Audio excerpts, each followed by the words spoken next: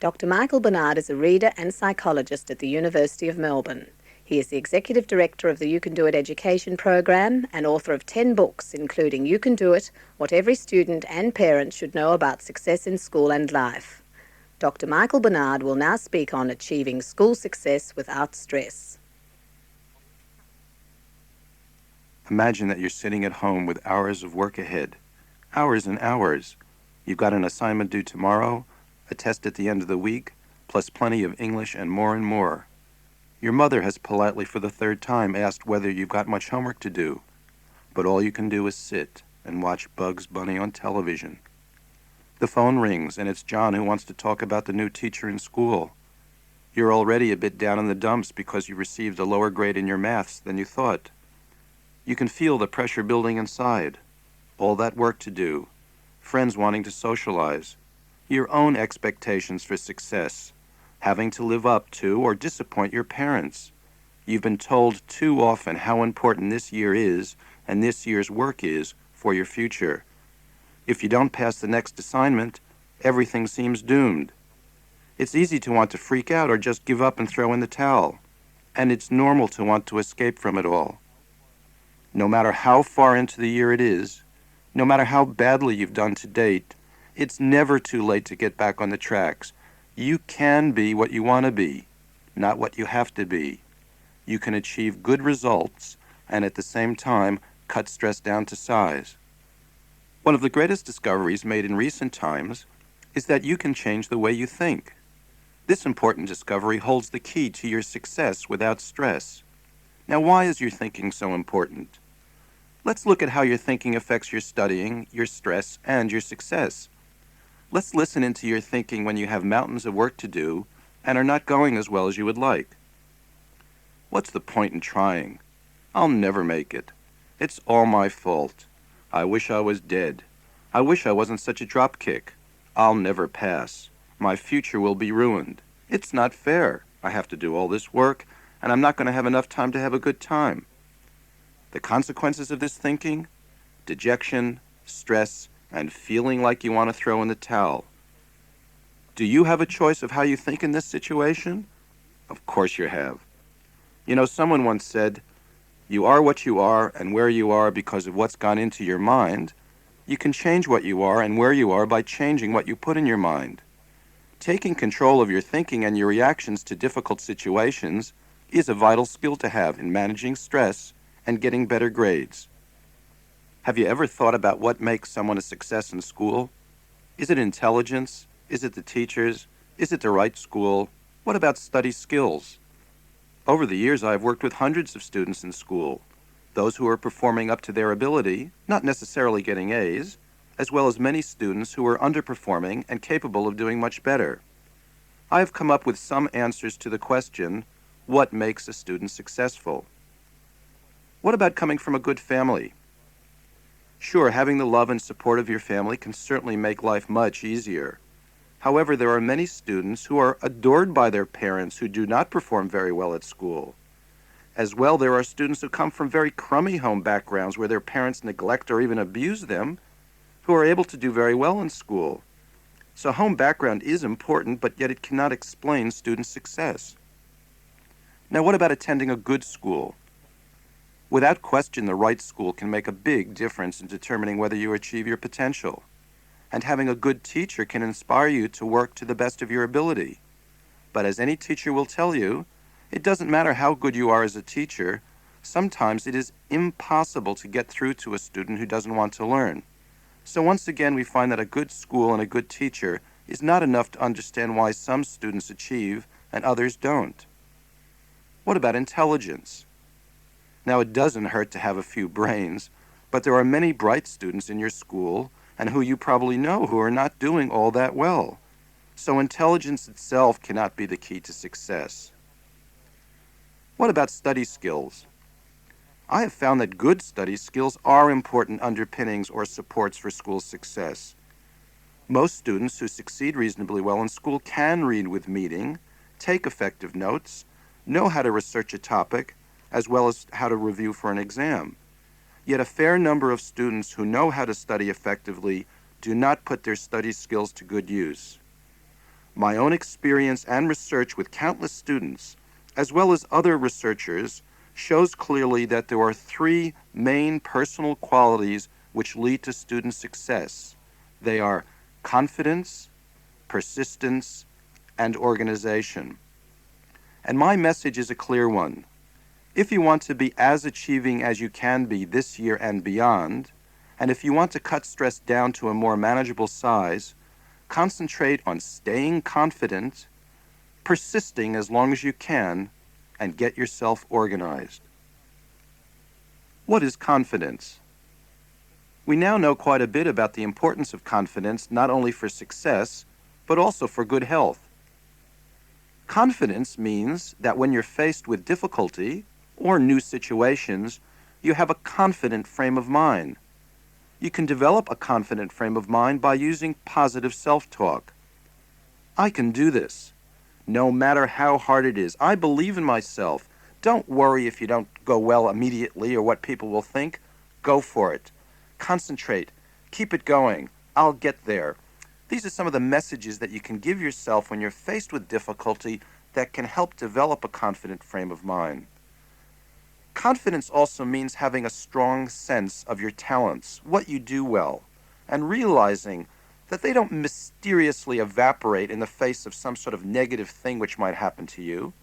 If you're going badly in a subject, it doesn't mean you're a total no-hoper. It doesn't take away your good qualities. Now, what's more important about a person? Getting an A in history, or knowing how to get along with people and being a good friend? Now, they're both important. The idea here is that people are made up of many different qualities. They're complex, not simple, and it's impossible to judge your total self on the basis of either your good points or your not so good ones. I mean, after all, if you don't go well on an exam, does that mean that you somehow lose all your good qualities? I mean, does it make sense to think that way? Self-acceptance means that I accept and appreciate who I am in all my areas of life. Confidence also has a lot to do with your beliefs about yourself and your future. Confident students have positive beliefs and forecasts about their future. They expect to succeed, maybe not right away, and they often do. When confident students do something well, they also take credit for their success, knowing that it resulted from their effort and their skill. They also believe that one success is another sign that they have all-round good talent. Students with poor confidence have negative beliefs about their future and believe that their recent problems almost guarantee that things will never get better. And when bad things happen to these students, they always blame themselves and rarely take credit for the successes. Students low in confidence often take their failures very personally, mistakenly believing that they are no talented dropkicks when they don't perform well. Confidence can come from a replay of your past successes. Confident students remember their victories and they do not dwell on their past difficulties.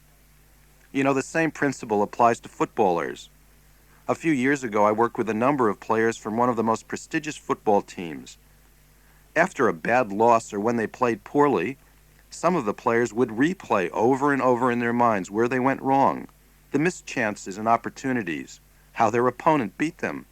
And by Tuesday of the following week, they were burned-out wrecks. The result? Their confidence was shaken, and it was doubly hard for them to play better the following week. Not too long ago, I worked with a group of senior students who were attending an all-day workshop I was giving at their school called You Can Do It. At the end of the day, I asked each one of them to report on the one idea from the day that seemed most important to them. Anne seemed to summarize the thinking of the group when she said, "I've learned not to be afraid of hard work." Confidence means being prepared to take risks on doing work that is challenging and hard and not worrying too much about the results. You can burn yourself out with the negative replays and with worrying about not succeeding. Concentrate on being positive and believing in yourself. What is persistence? Persistence consists of three parts: getting started on work which you don't feel like doing, keeping it going, when the going gets tough and you feel dumb or stupid and feel like giving up, and finishing your work off. Some students have the idea that either they have good math or English ability, or they don't. If this applies to you, it's likely that you won't be trying as hard as you could, because after all, what's the point in trying? Either you have it or you don't. This way of thinking is definitely wrong. The more effort you put into your math, English, or any subject, the better you will get at it. So even if it seems that certain kids have mini computers in their heads and you don't, remember, you will become more talented at your schoolwork the more you try. Last year, I spent some time working with a student, Andrew, who, while not being any Albert Einstein, was still not achieving the results he was capable of. You know those comments teachers can write on your report, Andrew is capable of doing much better if only he applied himself. When I explained to Andrew the importance of putting in that extra effort to achieve better results, he smiled and shook his head. Nope. I've tried working extra hard, doesn't work. My grades never go up. I laughed aloud, thinking that Andrew was really in the clouds, more than I'd thought. After all, as I've said 1,000 times, effort produces results. To prove my point, I offered Andrew a little wager. Now, don't tell your teachers, Andrew, but I'll tell you what. For the next 2 weeks, you increase your effort in math 20%, and if your next test result doesn't go up, I'll owe you $2. And if your grades do go up, you owe me $2. How does that sound? Andrew grinned and readily agreed to work extra hard for 2 weeks on his math. And so he did. He actually used a stopwatch to record his time spent studying, and there was clear evidence that he had made that extra effort. Andrew walked into my office after receiving the results of his next math test with a sheepish smile on his face and with his hand extended towards me, palm up, ready to receive his $2. Sorry, sir, but you'll have to pay up. I couldn't believe it. Could it be my theory about persistence leading to better results and better ability was wrong? All right, Andrew, I said. What was your last mark? 59 out of 100, he replied. And what did you get this time? 58 out of 100. Boy, was I stumped. I knew that Andrew had worked harder, yet his grades were no better. This was a mystery I was determined to work out. After paying up, I asked Andrew, now tell me, what did you actually do when you were studying extra? Andrew replied, well, I had my list of math problems to do, usually about 10 or so I'd do the first 3 or 4, the easy ones. Then I'd do the next couple, which were much harder. I usually can't understand the last few. And during the last couple of weeks, I worked on the first few problems, and then to make sure and to put in the extra effort, I went over them again just to make sure I got them right. I could see now why I lost the bet. The secret in producing better results by working harder is not only putting in extra time, but also making sure that you work on things that are hard, not easy. The more effort you put in on the harder part of your work, the more your results will improve. One of the most important factors which separates students with good persistence from those who tend to have a hard time getting started and finishing is called discomfort tolerance. Think about how you feel when you have work to do which is boring or hard. As you think about motivating yourself to do it, it's quite common to feel sort of sick in your stomach, frustrated, a bit uptight, and certainly not in the mood. Discomfort tolerance is your ability to put up with the discomforts and frustrations of doing things you don't feel like doing. When you feel tired and worried and tense and bored, how well do you get started, keep it going, and finish it off? You can have lots of it or a little. Your ability to tolerate discomfort and frustration is often challenged during hard times, especially, when you've got too much to do and not enough time to do it. High discomfort tolerance helps you get started when you don't feel like it and to continue when you feel tired or discouraged. High discomfort tolerance involves you learning to cope with the immediate frustration of having to get the job started and finished. Without it, your persistence will be pushed to the limit. Students with high discomfort tolerance tell themselves, there's no gain without pain. In order to achieve pleasant results, I guess I have to do unpleasant things sometimes. The sooner I get started, the sooner it will be over. 2 ideas you can have which will make it much harder for you to start work is, homework is awful, and I can't stand homework. It is quite normal to think this way when faced with the pressure of a lot of hard and boring homework, especially when you're tired. Changing these ideas will make it easier for you to get started, as you will feel less discomfort about doing the work. To change these ideas, remind yourself that homework is not the absolute worst thing you could be doing. I mean, think about all the really bad things you could have to be doing in life, or which could happen to you, like getting very sick, someone burning down your house, your least favorite footy team winning the championship. Also, tell yourself to get real. Sure, you might not feel like doing homework, but is it really true you can't stand it? I mean, after all, it's not going to kill you, is it? Persistence also means keeping it going when your work gets hard and you feel like giving up. When this happens, don't give up. Encourage yourself to put in extra effort. Don't make yourself worse by thinking you're a no-hoper because you're finding the work hard. If you have to, close your book for a while and go on to something easier, but then come back to the same work later on when you're fresher. And when you finally finish off your work, don't take it for granted.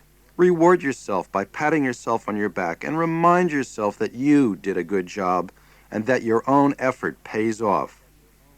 And when you finish a big assignment or sit a big exam you've studied hard for, give yourself a special treat. You deserve it. We call this self-reinforcement. I remember a couple of years ago I was giving a talk in Denver, Colorado to a group of about 100 parents and a group of grade 6 and grade 7 students. And I was talking about self-motivation and how I self-motivate myself after doing a good job by patting myself on the back and rewarding myself with something special. And for me, my special treat was a cigar and a glass of champagne. After the talk, there was a lone figure left in the audience waiting for me, and I thought to myself, look at this hospitality. Here this person has waited all this time just to tell me what a good talk I had given. As I walked past him through the auditorium, he came up to me and he said, Dr. Bernard, I'd like to buy you a beer. And I was smiling and I said to myself, gee, isn't this even better hospitality than I thought? He said, I'd like to talk to you about your talk. And I said, what would you like to talk about? He said, I'd really like to buy you a beer. And I said, well, I'm in a bit of a hurry. Maybe you could just mention what you thought. And he said, you know, I've been teaching in the Denver school system for almost 20 years now, and I teach grade 6. And I come to a lot of talks for our kids, and a lot of my students were in the audience this evening. And I just want to tell you that the talk that you gave tonight was the worst talk I have ever heard in my life. Well, you can imagine my reaction. I was stunned. I said, it was the worst talk. Why was it the worst talk? He replied, you know, I've been a grade 7 teacher for the last 20 years. A lot of my students are in the audience tonight. And here in Denver, over the past couple of years, we've had a Say No to Drugs campaign, and we've been bringing in speakers all over the country to tell our students to say no to drugs. And here you are, a supposed role model, holding yourself up to these kids about how to be better in life and be more successful and more motivated. And you tell them that what you do to reinforce yourself for a job well done is to smoke tobacco and drink alcohol? Well, I never thought about it that way, and I can tell you for sure that the next night I was in Bridgeport, Connecticut, giving a similar talk, and when I came to the part of what I self-reinforced myself with for a job well done, it was chocolate chip cookies and chocolate milk, and that seemed to go over much better. So when you do a job well done, make sure that you pick the right thing to reinforce yourself so you don't get into the sort of trouble that I did when I gave that talk in Denver.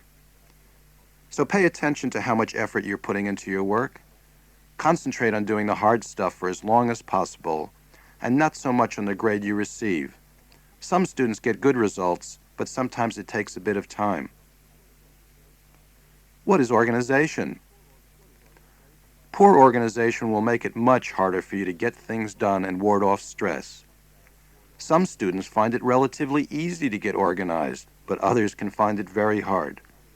If you don't know where you're going, what you should be studying, when things are due, when you should start working on your assignment or studying for an exam, and if your room is a disaster zone and you can never find what you're looking for, then it should come as no surprise that you're finding schoolwork hard-going and stressful. Organizational skills can be seen in 4 different areas. Setting goals. To become better organized, it may be helpful for you to think about your long-term goals. You know, what you'd like to be doing in 5 to 10 years' time. These long-term goals will act as a sort of roadmap, the direction you should be heading when you get into your car and get it out on the road in the morning. Without them, how do you know where you're heading? Now make your long-term goals big. The best doctor, be the best lawyer, best hairdresser, best laboratory technician. Make it your best. After all, there's no excitement in mediocrity. Now your short-term goals are the things you'd like to accomplish over the next term in school. Make your short-term goals specific. What grade you'd like to receive in math or English or history. Now your short-term goals should also be realistic. Make them out of reach, but not out of sight. So if you got a 55 last term in school in a particular subject, set your sights on maybe a 65 this term. Set a standard which, with more effort, you can achieve. Then once you achieve this short-term goal, you can raise the standard for the following term to a 70, 75, and so on. Your short-term goals are your stepping stones to success. Now, sometimes it can also be helpful for you to set daily goals. Daily goals involve deciding in advance the amount of work you're going to accomplish each subject you are studying that night. You might decide to complete half of your physics prac assignment, a third of your history assignment, and read 3 chapters from your English book. Daily goals can also refer to the amount of time you decide to work on each of your subjects, say 60 minutes on history, 45 on English, etc. Daily goals are a good way of helping you not only get started, but also knowing when to move on to other subjects so that you get everything done. And remember, when you achieve your daily goals, pat yourself on your back for a job well done.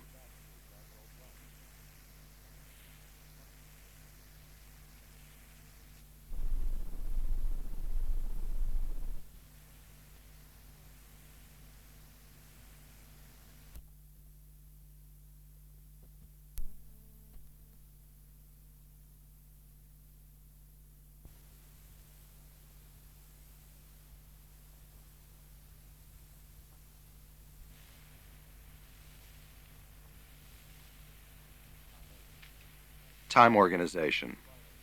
Now it's vital that you plan how to use your time. It doesn't mean that you have to lock yourself into a schedule every minute of every day. However, when things start to pile up, planning can help. Now, to organize your time better, here are a few suggestions. Start off with looking at your month in advance. So for the next month, and we call this monthly goal planning, write down on a calendar every assignment that you have due and every exam that you have to take. Then you'll know exactly what you should be doing each day and each week to prepare for these important events. Now, weekly activity planning will have you sitting down, let's say on a Sunday evening, and writing down all the different activities that you should be doing, all the different things you should be studying, in order for you to achieve those things on your monthly goal planner. Estimate how much time each of those activities will take, and then schedule them across the week, Monday through Friday and the following weekend, to make sure that you get the most important things done. Priority setting is pretty important here. Just make sure you know what's the most important things you should be doing, those things that are almost that important, and those things that are less important, and make sure you schedule the top priority ones first, the medium important ones second, and the least important ones third.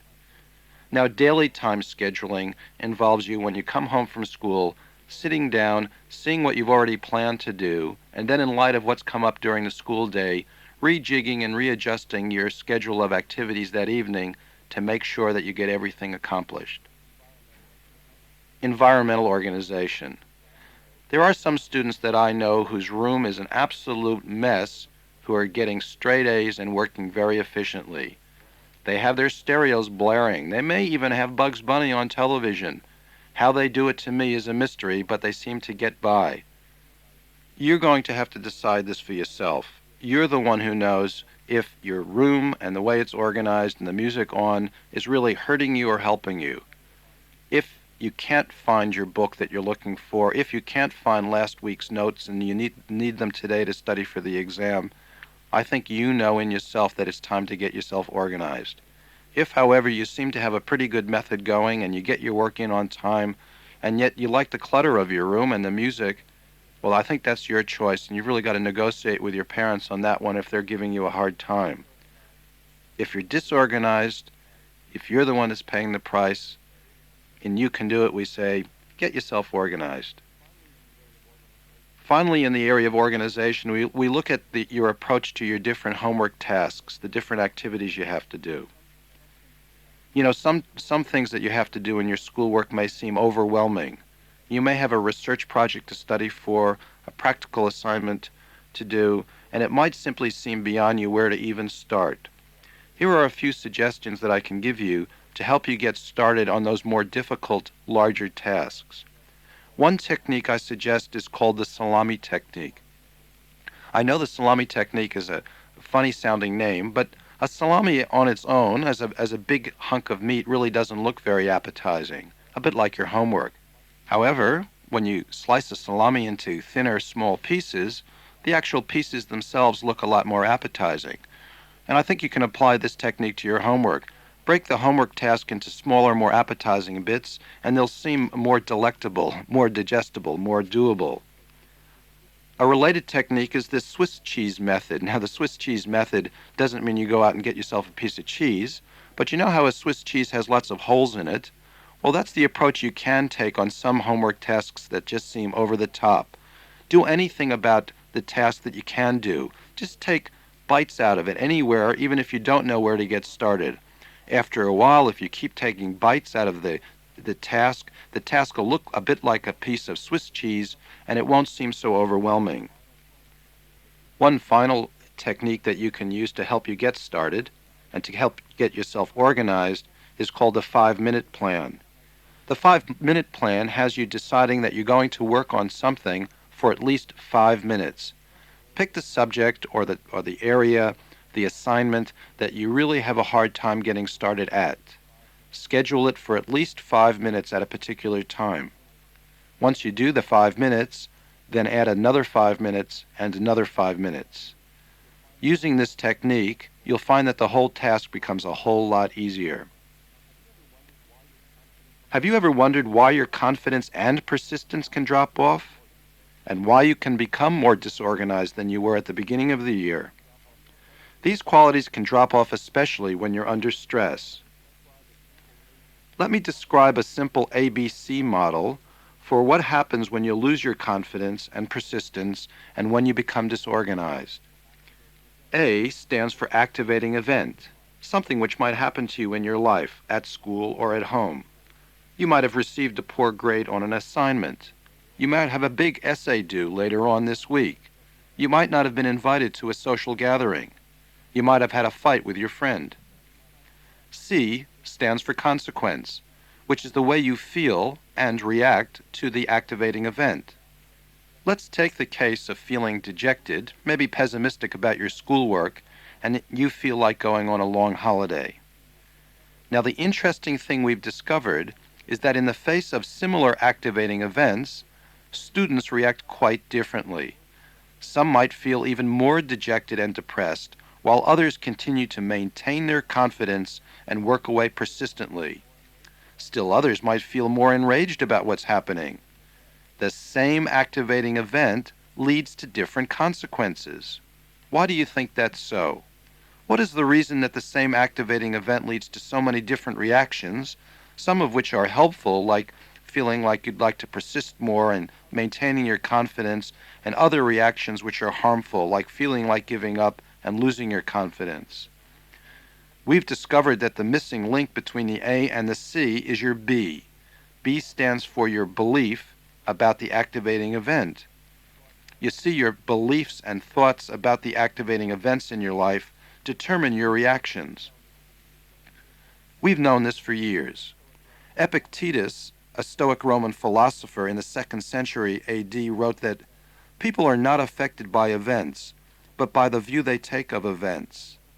Shakespeare wrote in Hamlet, things are neither good or bad, but thinking makes it so. So this is not a new idea. And what's more, we have discovered that people can hold both negative beliefs and realistic, rational beliefs about the same activating event. The negative beliefs I call killer bees, because they literally kill off your confidence, persistence, and organization. You may have a number of these different killer bees that are creating not only problems in your schoolwork, but additional stress for you. Let's listen to a couple of them. It's all my fault that I didn't do well on my English essay. I'll never pass. My future is doomed. Now let's look at this type of thinking, these beliefs. Now it's not likely that it's all your fault that you didn't go as well as you would have liked. Maybe there was just too much work to do and you didn't have enough time to get all the studying done. Maybe the assignment was too difficult. To jump to the conclusion that it's all your fault is a killer bee. As well, your belief that you'll never pass is another potential killer bee. Where is the evidence that you'll not pass simply because you got a poor mark? Lots of students pass in spite of not doing as well as they would have liked on a particular assignment.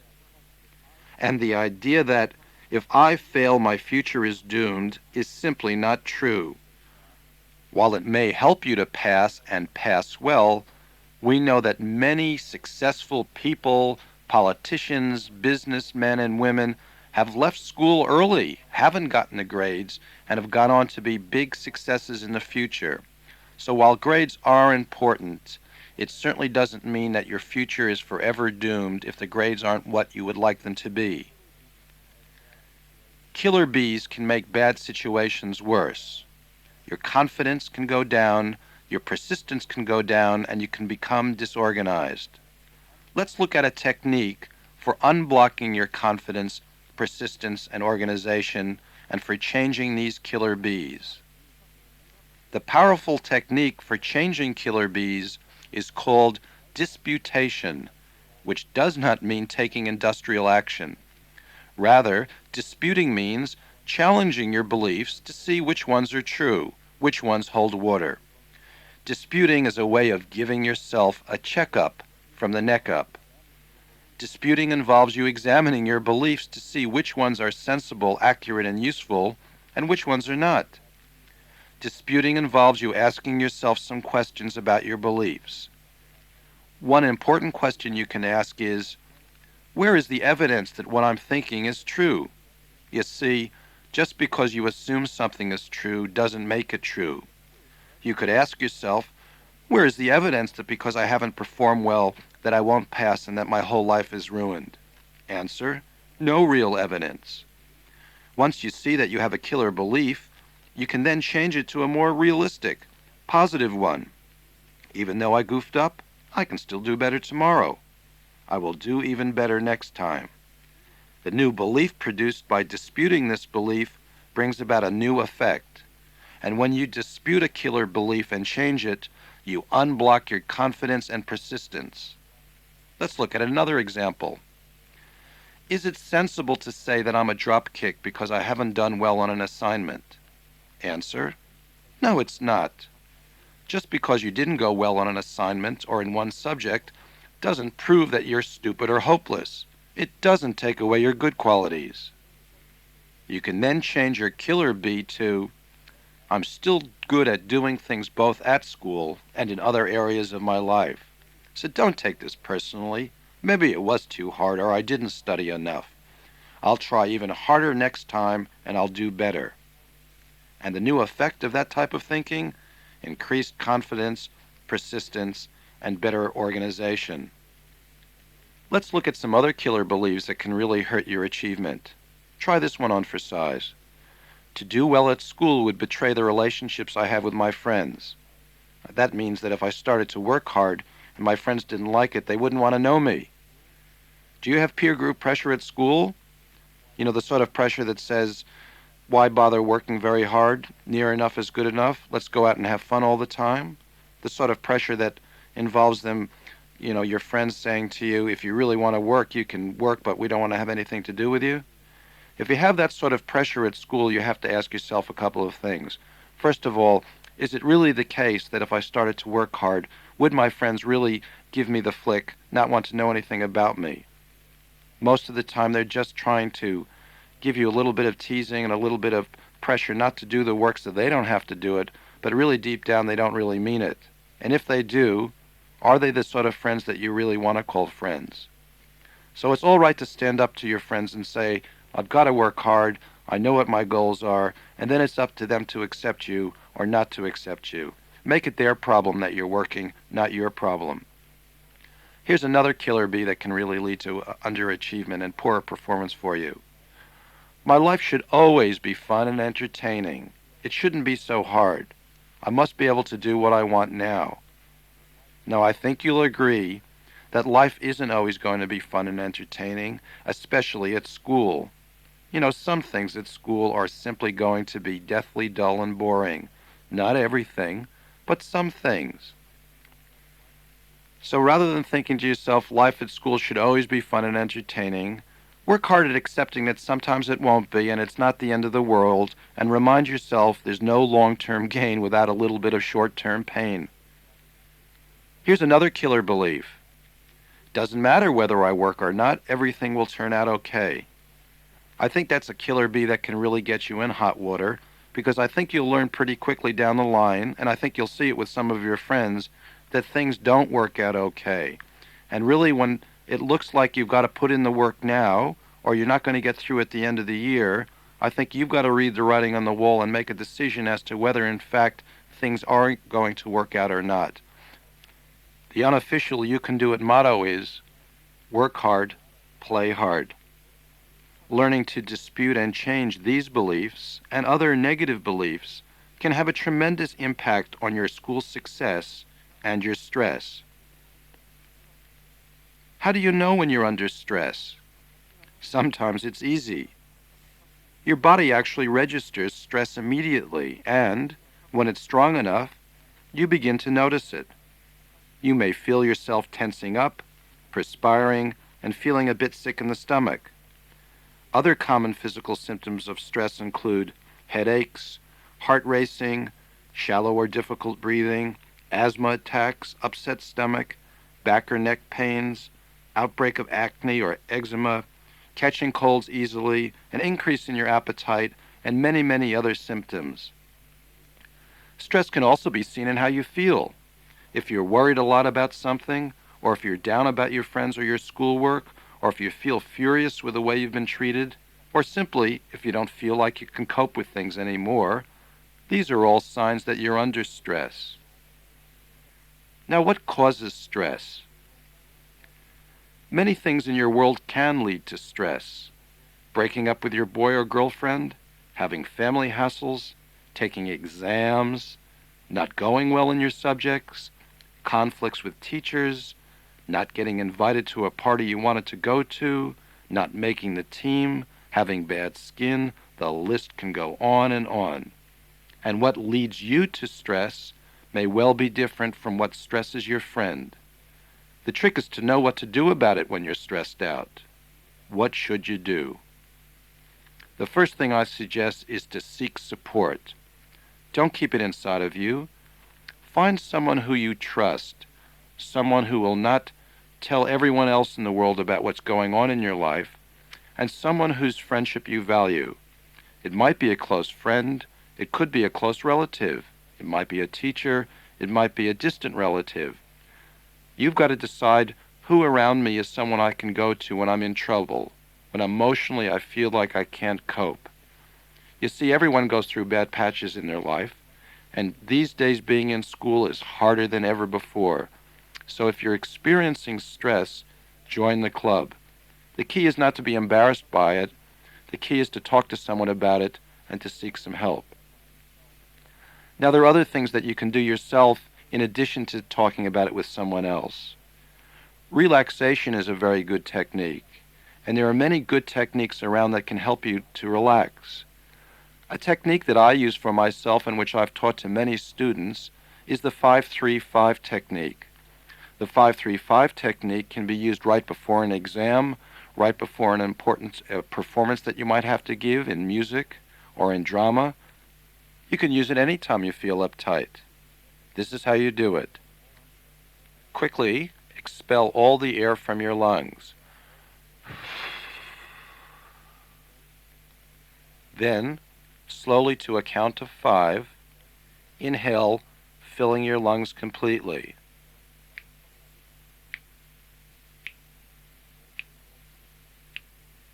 Hold your air for a count of 3,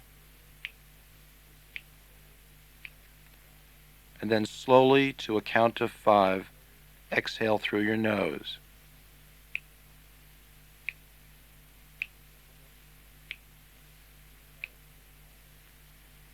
Doing that a few times can take the edge off your stress and make you feel more relaxed. Incidentally, if you decide to relax yourself using this deep breathing technique before an exam with some of your friends, don't do it too close together with someone else, otherwise you'll suck each other inside out. Another way of combating stress is what we call time out from stress. In other words, you've got to get away from it. I know you think, how can I get away from it? I've got too much work to do. If I get away from it, I'll just come back and I'll have double the amount to do. Whether you know it or not, when you're under stress, your body and your mind needs time to recharge. Now, recharging can occur in a number of ways. You can go over to a friend's house. When you're under stress, don't forget your friends. They can be a great source of diversion and support. Recreation can also be a way of timing yourself out from stress. Look at any hobbies you might have. Take a long walk, play a round of golf, play a game of squash. Do anything that gets you out of the same rut of just thinking about your work and wondering how you're ever going to get it all done. Exercise can be a great stress reliever. I'm not suggesting you run the marathon as a way of timing yourself out from stress, but go for a long, brisk walk for at least 20 minutes to get the heart beating and just to unwind a bit. That can be an excellent stress reliever. There are other things that I know that many students do to find their own way of cutting stress down to size. Some students decide to take a long, hot bath. Other students play their favorite music for 20 minutes. I think you need to shop around for the sort of technique that can work for you and remind yourself continuously of the need to time yourself out from stress. The 4 simple but powerful words which capture what I've been saying are, you can do it. You means it's up to you. You can't blame your teachers or your parents. Your destiny is in your hands. Can is probably the most important word. Can means that you believe in yourself, that you're not afraid of trying, that you back yourself, that you're positive right the way through. Do rather than stew. There's more than just talking and thinking the right way. Do means action.